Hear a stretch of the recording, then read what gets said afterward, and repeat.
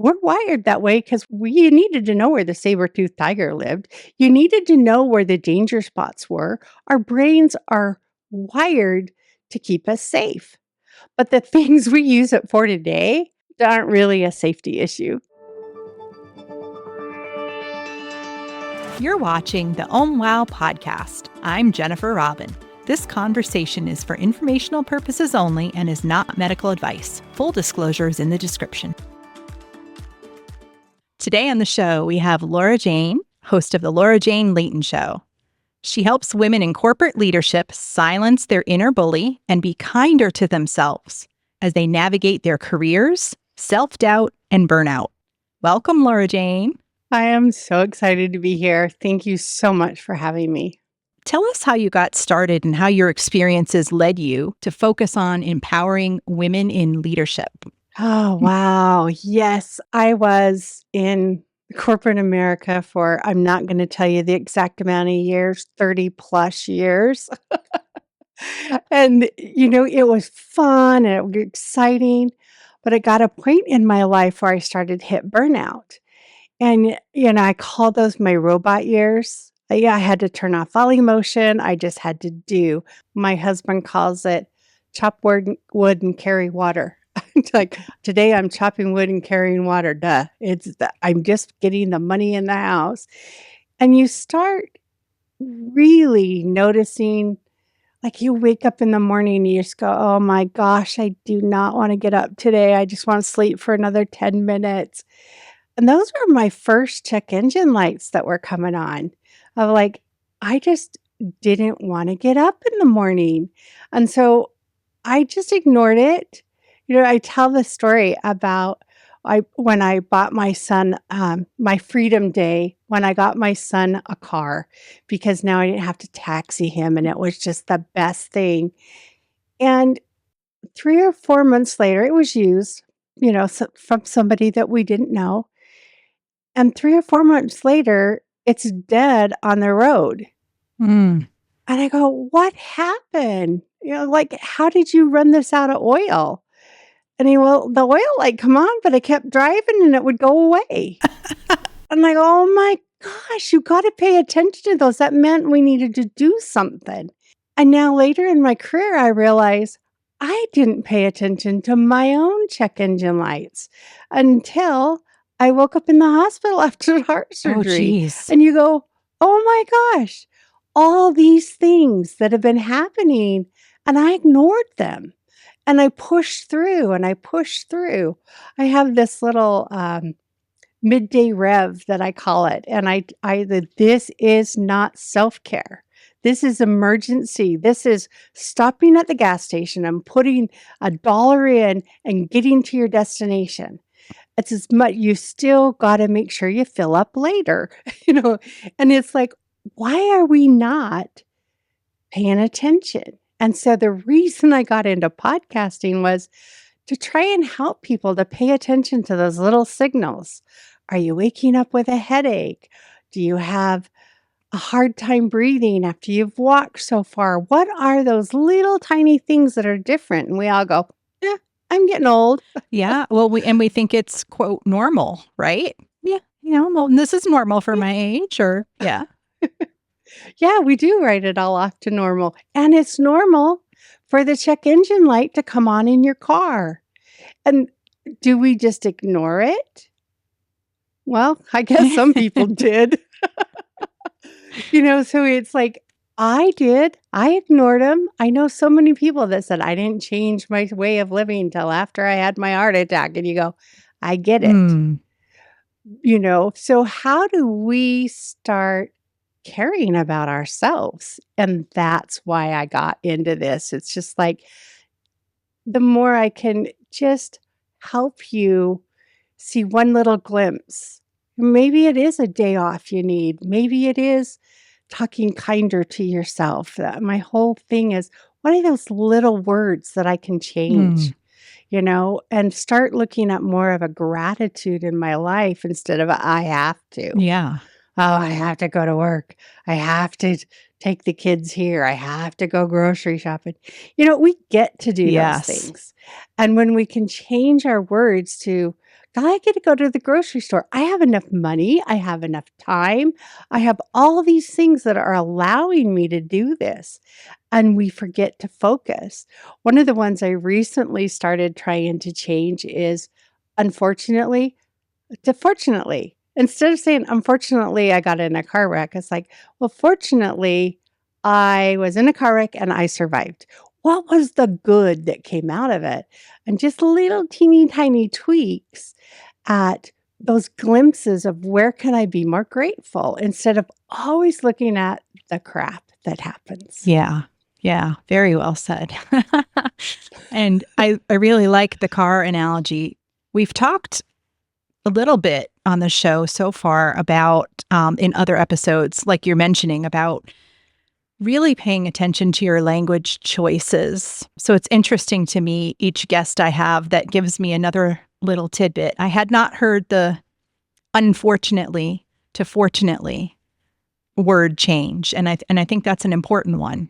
I think that's one that I hear a lot. So for other women in that situation, the corporate situation, and as I was listening to what you were saying, gosh, I know too many people who wake up in the morning not wanting to go to work for whatever reason.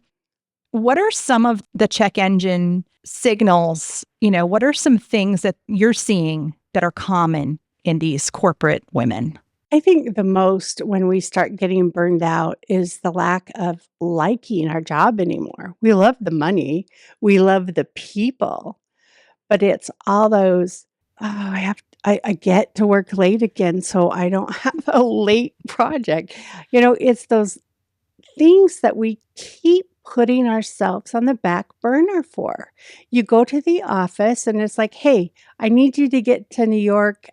You're probably going to need to be there for 3 days and you need to meet with these people. And you look and you go, okay, I had dinner with my friends scheduled. I had all these things that I was doing for me, and now I get to put them on the back burner and go do work.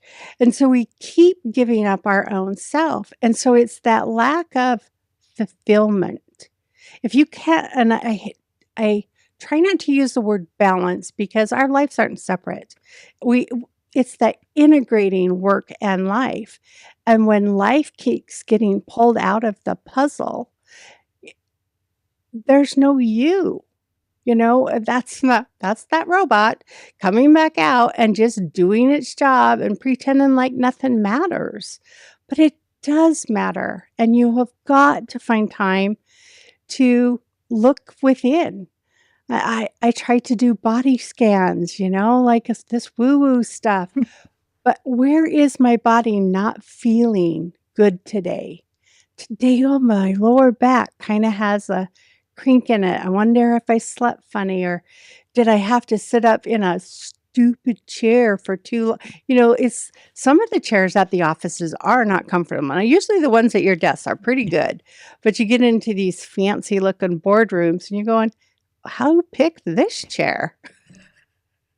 Yeah. Yeah. Oh. It's like, it was pretty. It's going to keep you awake. Now, what about other areas of women's lives other than work? Are there other places that these check engine signals show up that we should be paying attention to? I really think family is a huge one. We love our families and we love our kids, but sometimes they overtake the you. It's like, oh, I had a kid that got kicked out of so many schools and daycares and just that ADD trying to come in. I mean, this was 40 something years ago. So you're thinking, we didn't know a lot about ADD and what it did and how to deal with it. But I just like, or the school call you, he didn't take his medicine. I gave it to him. And so you're just always not covering, supporting your children in, see, I do it on the fly. I will switch my words. Nope, I don't want to use that one. Yeah, I love it. I think it's a good example to set. Yeah, it's like, okay, what is that thing that didn't sound empowering? And so the moment I feel it, I'll switch it. And I almost called my podcast the word switcher, but then I thought it would be a little bit too much into just words when there's so much more than that. But I'll go back to the story of other things. And I really think our kids, they say we sacrifice for our kids, and we literally do, even though there's joy and fulfillment in it. But when you lose that self, that's when those check engine lights start going off. You know, I'll tell you another quick story, and I'm sure you've heard it, but it's like, say you are just picked up your coffee, you turn around and you go to walk out, and someone bumps into you and your coffee spills. Whose fault is it? Hmm. Yours. You had the coffee. If you'd had water, water would have spilled. Oh, If you'd interesting. had nothing, nothing would have spilled. When we get triggered, what's inside of us is what comes out. If you're angry, there's anger inside of you. If there's frustration inside of you.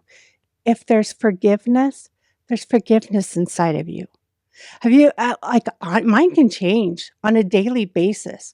One day, this exact same thing is going to trigger, I hate that, frustration. And other days, it's like, oh, no big deal. We're good. And so, what are you feeling right now? And when you start spilling anger, that's a check engine light. Mm. When you start feeling frustration, that's a check engine light. Paying attention to what comes out of you is the biggest check engine light we can have. But if you want to fix yourself from the inside, words are the first thing we need to do. We need to talk to ourselves like our own best friend. Because if we're not friendly to ourselves, we cannot be friendly to everybody else all the time. Yeah. Because you have that bulliness and that second guessing. And it's like, oh my gosh, I just want to love everybody, but I'm being pissy today. Yeah, that's true. And talking about the words to yourself, it's also, you can't really give love to others if you don't have that self-love first, you know? I agree completely. I remember listening to Abraham Hicks tapes. I don't Oh, yes, I'm familiar. Okay, so Yeah. Esther and Abraham. I'm coming home and I get this, and it's like you've heard it all your life, and you're lying. You cannot love anybody if you don't love yourself. But the way he said it was, you cannot expect others to love you if you don't love yourself. And I had been being really frustrated at my husband because I didn't feel like he loved me unconditionally. I was starting to put on weight, and I was starting to not look like the person he married. And I was feeling like he should be unconditional. I hated it. If I hate it, why shouldn't he be able to hate it? So that is when that light came on, is like, well, I don't like it either. But why should I think he should be perfect and not me? Yeah. So that was kind of where that aha moment of, I need to love myself. And how do I find that person? Because all my life, I've been told by somebody, you're too loud, you're too wiggly, you're too, whatever it was, I was too much of something.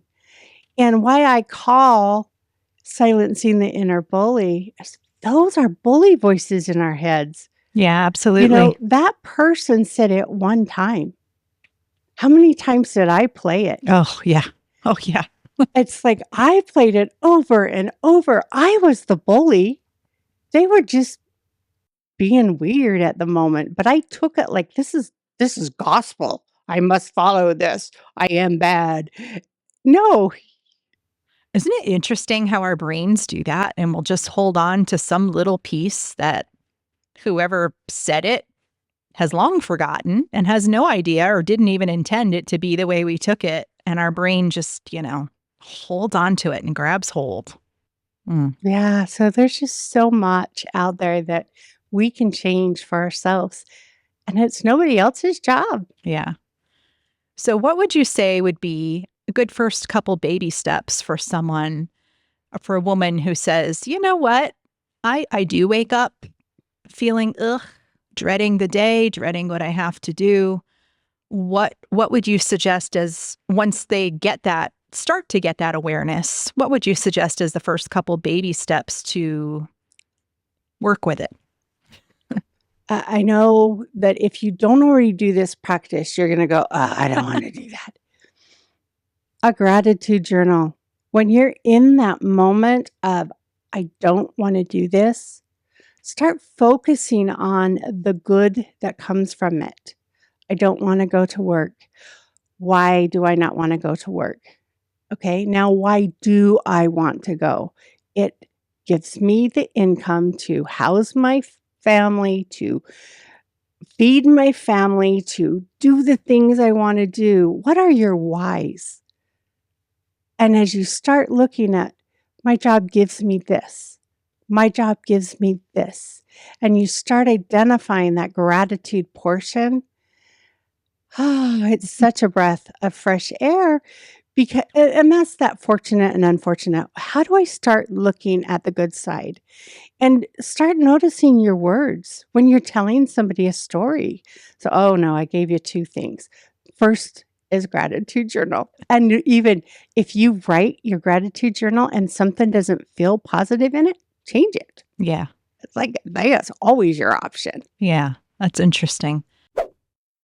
Ever listen to a podcast with great content but wish the audio quality was better? Even with expensive equipment, audio recordings pick up everything. Appliance hums, barking dogs, notification beeps, and when listeners are wearing headphones, they hear all of it. Excessive ums and repetitive words can be really irritating too. Would you rather hear audio like this? No matter how much somebody cares and how well-meaning they are. Or polished like this? No matter how much somebody cares and how well-meaning they are. Every podcast deserves the spa treatment. With balanced audio levels and distractions removed, you can hear the difference immediately. Know a podcaster who'd appreciate a fresh perspective? I offer free podcast consultations where I share specific ideas to improve their show. Send them to podcastspa.com. That's podcastspa.com. Your referrals help support this show. I appreciate you. What you just said reminded me of, no idea where I read it, so sorry for wherever this came from, but I remember reading or absorbing that even in interpersonal relationships, like beyond working with ourselves, like say you're in a marriage and all of a sudden you're feeling not so great about your husband and you're starting to notice, maybe you're past the honeymoon years and you're starting to notice the little irritations. And it becomes, and that's when you said gratitude journal, I'm like, I remember reading that about encouraging each spouse to think about, instead of all the things that are driving you nuts, what do you love about this person? What makes them fantastic? And it ends up truly it's weird. It changes your perception. And it's like overnight the person has changed, but they haven't. It's just the way you were relating to them. And it's the same thing you're saying. It's like this job that you hate, that you think sucks, that you don't want to get up and, you get a headache just thinking about it. But if you can flip it around to, well, I'm going to be able to take the kids to Disney this year because of this job. I'm having people over for dinner and be able to buy these groceries because of this job. Wow, I'm so glad I have this job. And it's like, I know it's not instant, but kind of reminds me of the same thing. But if you're writing in that journal every morning or every night, pick one. I do morning and I can see the benefit in doing night because everything that happened that day is fresh on your brain. Yes. But I just have the routine already in the morning, so that's where it sticks. But I'm going to tell you another story when you start talking about the irritations of your spouse. Oh, and that was not my spouse, by the way, everybody. I do that too. I was like, I have a really good I do. husband. He and I have been married 36 years. For 30 years, I was constantly annoyed that he would take out the garbage and not put a garbage sack in. Okay. I would get pissy and I would kind of, shake the bag really hard so he knew I was doing it. And I know exactly what you mean. here, I never ever had to ask him to take it out. I never ever had a garbage can that was overflowing to the point where I was annoyed. He was very conscious and very aware of doing it, and a workaholic that gets distracted easily. About 6 years ago, I wondered who in the world made up the rule that if you take out the garbage, you have to put a sack in? Why did I have that expectation? I said, guess what? From now on, I'm choosing this is my job. My job is to put the sack in. I'm not having to ask him to do anything else. So why am I being angry? And do you know that now we laugh about it? Yeah. When I haven't yet put in a garbage sack, we start giggling because it's my job and he'll come out and go, and, you know, and now it's funny. And so it's taking that irritation and finding what's good around it and figuring out. I mean, my husband doesn't do this one, but yesterday, sometime this week, I had to put the toilet seat down. And I said, all right, honey, that's the second time in 36 years you're in trouble. But if you think about it, you can find gratitude in that. He's lifting the seat. There you go. I didn't have to sit on a wet, dribbly seat. When you start looking for what was the good in it, Yeah. the other seems unimportant. And I wonder, why are we so, and I know we're hardwired this way. We're hardwired to look for the problems, to look for the imperfections, to look for what could be done better. We all want to grow. We all want to be better. And we have it's expectations, but we're wired that way because you needed to know where the saber-toothed tiger lived. You needed to know where the danger spots were. Our brains are wired to keep us safe. But the things we use it for today aren't really a safety issue. Yeah, that is true. So how can we prioritize self-care when we're just totally overwhelmed and we feel like we don't even have time for it? And I loved what you said earlier about don't just put $1 of gas into your car and forget to actually fill the tank. Yeah, because, every one of us are different. Every one of us are going to feel it different. We might be an electric car. We might be a diesel car. We might need regular. We might need premium. We might be a bike and we pedal. We all fill up differently. So really it's starting to pay attention to what lifts you up. And that's a daily reflection journal. And I did this for quite a while. What fed me today? What drained me today? And also, when I'm making a commitment to something, is this going to fuel me or run me out of gas? Because there's some commitments that we make that are going to run you out of energy quicker than others. And as you start doing that reflection and identifying those things, we can make better choices and start avoiding those things that drain us. I know I can't go into a room of greater than 15 people and feel confident. I feel shadowed. So I just try to avoid them. Now, you can't all the time, but then I know that I need to do extra mental work walking into it. So if you don't know you, explore you. Explore what happens. When John Doe comes walking by your desk and you just, I just hate being here. It's one person. How do we change that? I had a boss that I literally hated. She drove me nuts. And one day I sat down with her and I told her, "Hey, uh, you and I do not get along. These are the things that drive me nuts. So I need to be transferred to another place." Did you know the next day and for the next 2 years working for her, I loved her? Interesting. That one thing changed the way we both thought about each other. And we worked wonderful together. Sometimes when you just speak up and share your truth or my version Yeah. of the truth, your perspective will change. So I challenge you in those really crazy moments when John Doe comes and just irritates you, go, "I don't know why every time you walk by, I get nervous and scared and my day starts going bad. I guess maybe I feel like you're going to dump work on me." When you can finally articulate it, you set yourself free. That's awesome. I love that. Hmm. I love this subject because I have so many teeny tiny stories. And I was just telling somebody yesterday, I'm not a storyteller. And now I'm thinking, I've already told you Yeah. 5. Yeah. I'm not a novel storyteller. I'm a self-help book storyteller. That's what happens when we live a life and we get all this experience and grow. Yes. And, it's what are we feeding ourselves? We're like plants. If you don't feed yourself the right nutrition, you die. Yeah.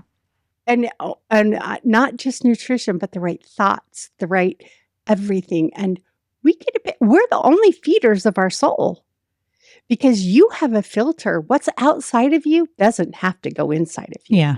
You get to pick what you focus on. We have so much amazing power. Like, oh my gosh, people are amazing. When we look at it that way, right? When we notice We it, have the recognize power. it. Yeah. Oh, goodness. Yeah.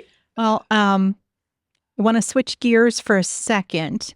I read somewhere, I don't know, your website, something. You were talking about the weather and like how it can affect our emotions. And it was so funny because when I was preparing to sit down and speak with you today, I had just gone through 2 gorgeous, sunny, not normal, warm days in a row. Gorgeous. I spent both days outside. It was great. Followed by 2 gloomy, moody, cloudy days. And I'm like, why do I feel like I'm in such a funk? And I had just read wherever on your website this about the emotions, the weather affecting your emotions. And I'm like, interesting. I just experienced it. So can you tell me a little bit about that? Yes, and I think if I was to go reread the blog, I'm pretty sure it was relating our daily moods to the weather. And as much as we sit and go, "Oh my gosh, why am I crazy today?" If we can look at it like it's just a stormy, blistery, awful day and look at here I go back to the benefits. Look at everything it's doing for the earth. Look at everything. It's okay for me to have that rainy day. My body is cleansing. It's feeding. If you only had sunny days, we would be a desert. And I kind of not really into the desert landscape. It's not my prettiest favorite. So I want to appreciate my rainy days. I want to appreciate my blustery snow 3 feet deep days where you just get to stay in by the fireplace and drink coffee. What is it? And I think the part of the blog was all of the things that our weather does is good for the earth. Yeah. If all of the water stayed in the sky,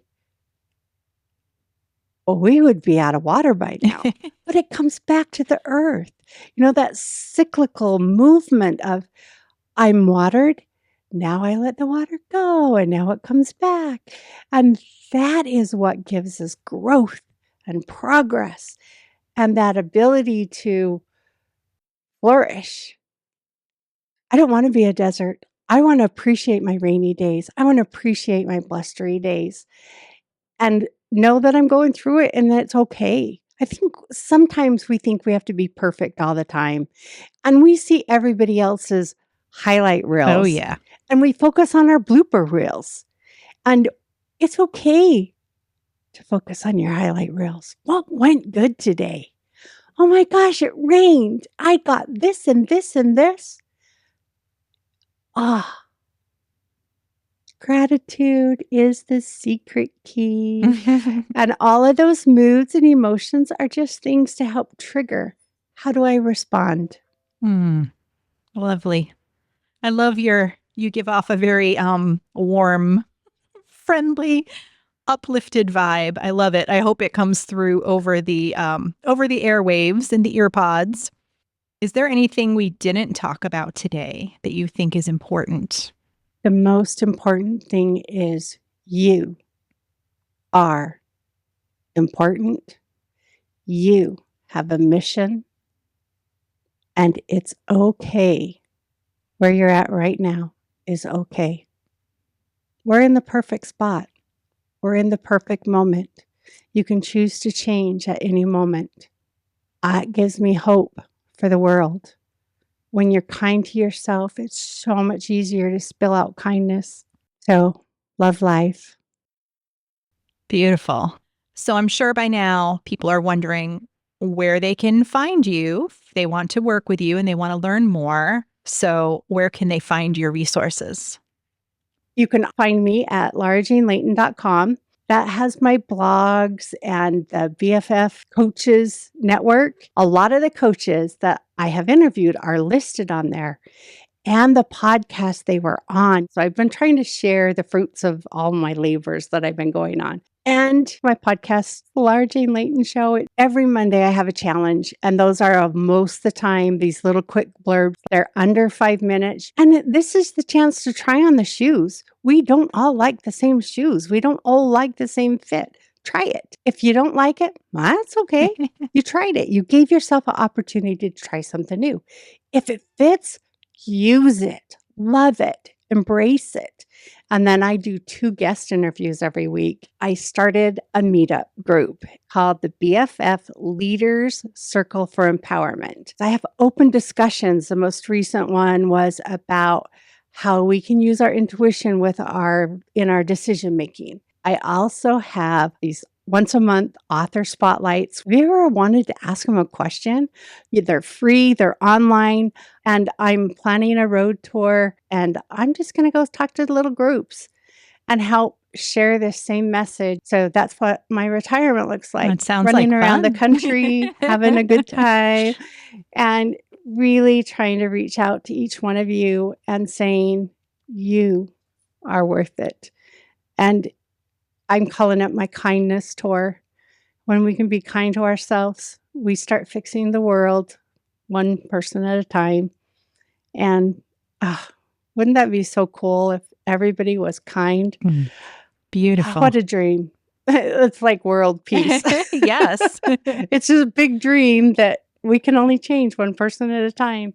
Well, thank you so much for being here, Laura Jane. I feel like you're like one of my soul sisters.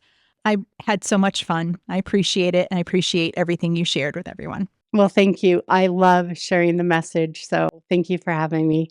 Thanks for watching.